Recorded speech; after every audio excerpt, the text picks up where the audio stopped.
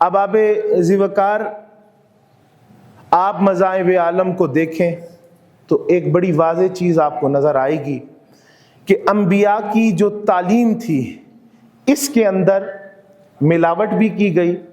اور بعض نظریات ایسے باطل گڑھے گئے کہ نبی اور رسول کو خدا کا درجہ دیا گیا۔ اور عیسائیت میں بالخصوص دیکھیں تو یہ چیز آپ کو نظر آئے گی کہ اللہ کا بیٹا بنایا گیا۔ تو ایک چیز یہ واضح نظریہ ذہن نشین کر لیجئے کہ انبیاء کرام اللہ کا پیغام پہنچانے والے ہیں، اور ڈیوٹی میں سب کی ایک ہی تعلیم شامل ہے۔ تمام انبیاء اور رسول ایک ہی تعلیم فرماتے رہے، اور وہ تعلیم بنیادی جس پر اسلام کی عمارت تعمیر ہوتی ہے اور مضبوطی سے قائم ہوتی ہے وہ نظریہ توحید ہے کہ انبیاء صرف اور صرف ایک دعوت دینے کے لیے تشریف لائے، اور وہ یہ دعوت تھی کہ اللہ واحد اور یکتا ہے اور وہی صرف لائق عبادت ہے۔ کسی نبی کسی رسول نے یہ نہیں کہا کہ مجھے پوجو،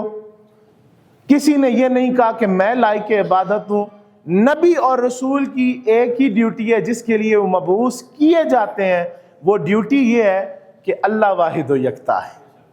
اللہ واحد و یکتا ہے اور وہی عبادت کے لائق ہے، اسی کی عبادت کی جانی چاہیے۔ اور یہ واضح کلام مجید فرقان حمید میں سورہ نحل کے اندر 36 نمبر جو آیت ہے، اللہ تعالیٰ ارشاد فرماتے ہیں وَلَقَدْ بَعَثْنَا فِي كُلِّ أُمَّةٍ رَسُولًا أَنِ اعْبُدُوا اللَّهَ وَاجْتَنِبُوا الطَّاغُوتَ۔ اللہ تعالیٰ واضح یہ پیغام حق قرآن مجید فرقان حمید میں سنا رہے ہیں کہ اور بے شک ہم نے ہر امت میں ایک رسول بھیجا، مبعوث فرمایا کہ لوگو تم اللہ کی عبادت کرو اور طاغوت سے بچو، یعنی شیاطین کی پرستش کرنا، بتوں کو پوجنا، یہ جو باطل نظریات ہیں طرح طرح کے اللہ سے شریک ٹھہرانا، ان طاغوتوں کو چھوڑ دو، ان سے اجتناب کرو، اور کیا کرو؟ اللہ کے لیے ایک ہو جاؤ اور اللہ کی عبادت پہ جمع ہو جاؤ اور اس واحد و یکتا کو ہی صرف مانو۔ اللہ فرماتا ہے میں نے انبیاء اور رسول کو اس لیے بھیجا کہ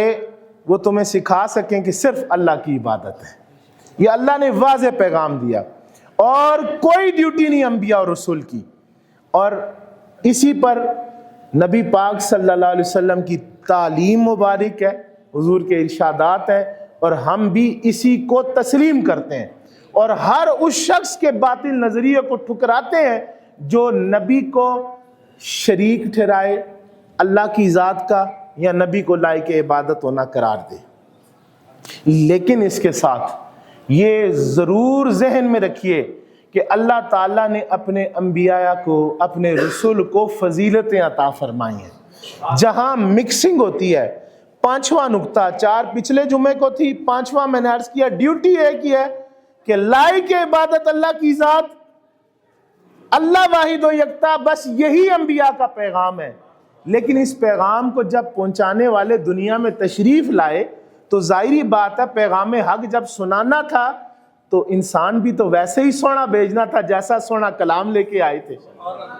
بات بھی جس خوبصورت حسین و جمیل رب کی حسن والے کی کرنی تھی تو بندہ بھی تو حسین و جمیل ہونا چاہیے نا۔ جتنا بڑا رب ہے، جتنا بڑا آفاقی پیغام ہے، جس قدر عظیم اللہ تبارک و تعالیٰ کی ذات ہے، پھر بندہ بشر جو بھیجے گا وہ بھی اتنا ہی عظیم ہوگا۔